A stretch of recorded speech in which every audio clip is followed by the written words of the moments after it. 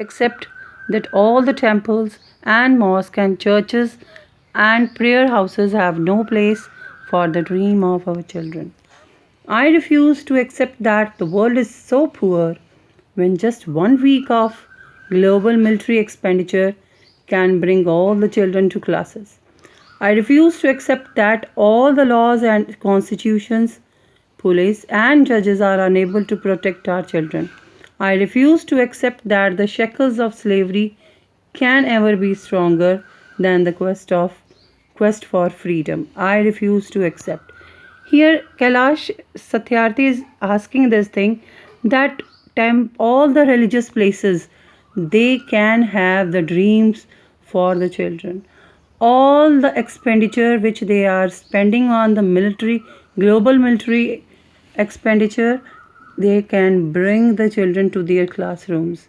All the police, all the constitution, all the laws, they are able to protect the children. And the shackles of the slavery, they are not so strong that they cannot be broken with the quest of freedom. So, his only aim in the life was this, that every child is free to be a child, free to grow and develop, free to eat, sleep, and see daylight, free to laugh and cry, free to play and learn, free to go to school, and above all, free to dream. I have the privilege of working with many courageous people who have the same aim. We have never given up against any threat or attack, and we never will. We made progress in the last couple of decades, but let us make no mistake, great challenges still remain. Further, he is telling that his only aim in life is that everything must be free for the development of these childs. They must play, they must sleep, they must eat, they must go to school, and there is the progress in the last couple of decades. So, but we should not make any mistakes because there are still great challenges in this thing. Friends, the biggest challenge or biggest crisis knocking on the doors of humankind is fear and intolerance. Rights, security, and hope can only be restored through the education.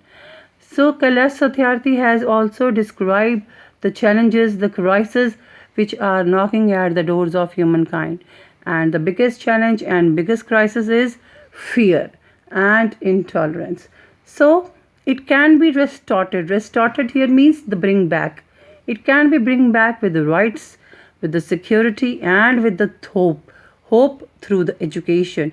It means that he wants to tell, if all the children will get education, so there will be no fear, there will be no intolerance. Young people like Malaila, I have started calling her my daughter Malaila, not just the Malaila.